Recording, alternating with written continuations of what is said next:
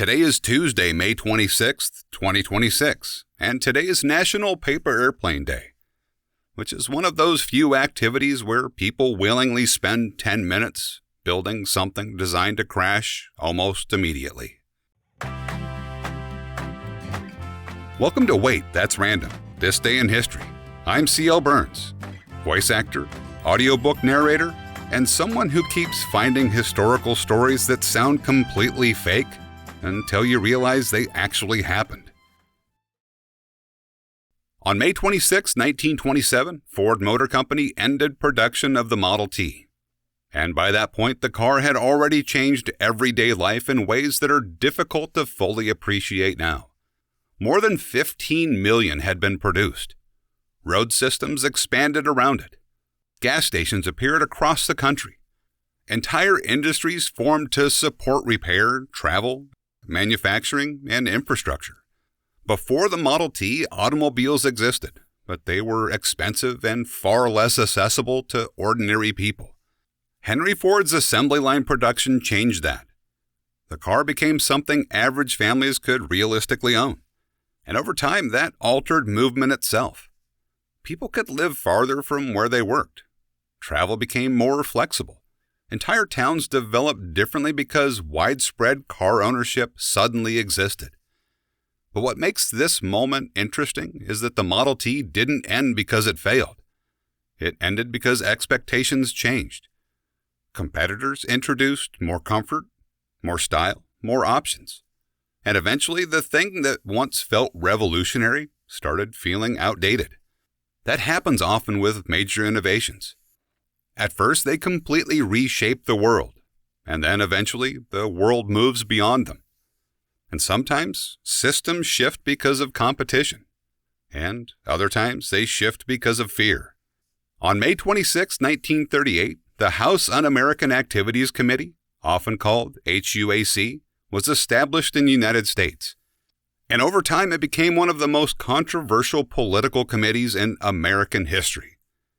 Its purpose was to investigate possible subversive activity and ideological infiltration inside the country.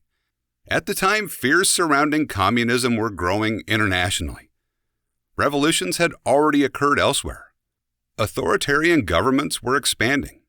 And many Americans worried about outside influence operating quietly within institutions. What makes the story complicated is that two things became true at the same time. There were absolutely cases where Soviet espionage and communist infiltration efforts were real. Some government officials, scientists, people in Hollywood, people in newspaper and media, and operatives were later confirmed to have passed information to the Soviet Union. That part wasn't imaginary. But at the same time, accusations often expanded far beyond proven espionage. Careers were damaged. People were publicly accused. Writers, actors, professors, and government employees were investigated under enormous public pressure. And once fear enters a system, the boundaries around it tend to expand quickly. And that's what makes the moment important historically, because it became a collision between national security, politics, public fear, and civil liberties. Sometimes the most difficult historical moments aren't the ones where one side is completely right and the other completely wrong. Sometimes they're the ones where genuine threats exist, but the response grows larger and more complicated than anyone initially intended. And sometimes systems change not through fear, but because people decided to legalize something that had previously operated in the shadows. On May 26, 1978, the first legal casino opened in Atlantic City, New Jersey. And what made the moment unusual was how openly people discussed what they had hoped it would accomplish. Because it wasn't only about gambling, it was about economics. Atlantic City had struggled for years. Tourism had declined. Businesses had weakened. And city leaders were looking for something large enough to reverse the momentum. So legalized casino gambling became the experiment. And immediately, attention followed. Crowds arrived. Hotels expanded. Money poured into construction and development. But what makes the story interesting is that casinos tend to reshape more than entertainment. They affect employment, tourism, real estate, nightlife, city identity, and public perception all at once.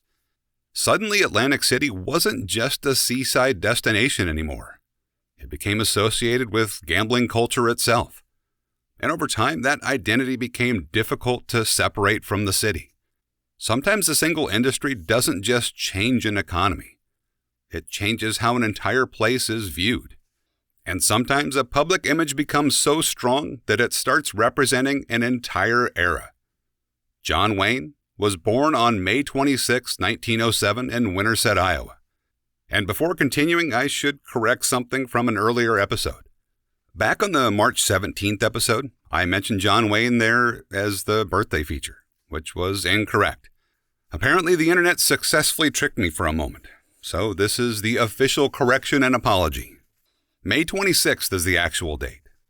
What's interesting is that his real name was Marion Robert Morrison, which honestly does not sound like the name most people associate with towering Western movie heroes.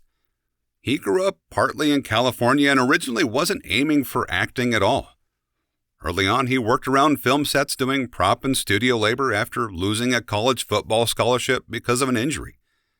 And for years, he wasn't a major star.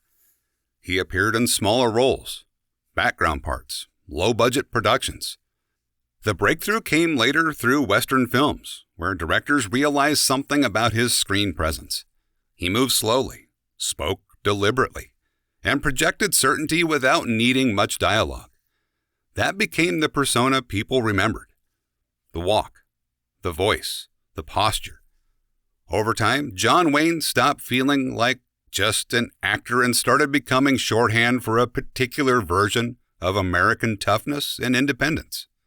Whether people admired that image or criticized it, the cultural impact was undeniable. And interestingly, one of the most recognizable figures in film history began as a studio worker named Marion Morrison, trying to stay connected to the movie industry any way he could. At first, these don't seem connected, but they start to line up. A car reshapes everyday movement until people eventually expect something newer. A political committee grows out of fear surrounding ideological influence.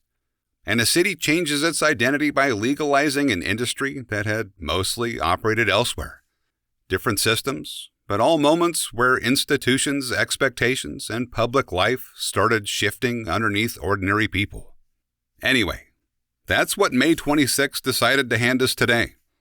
And before I leave you with your regularly scheduled existence, here's today's oddly fitting quote.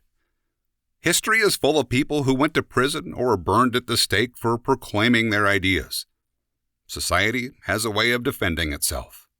Yevgeny Zamyatin. If you'd like to explore more of my work, books, narration, or ongoing historical curiosity, you can find it all at waitthat'srandom.com. I'm C.L. Burns, and I'm glad you were here for this one. I'll see you tomorrow.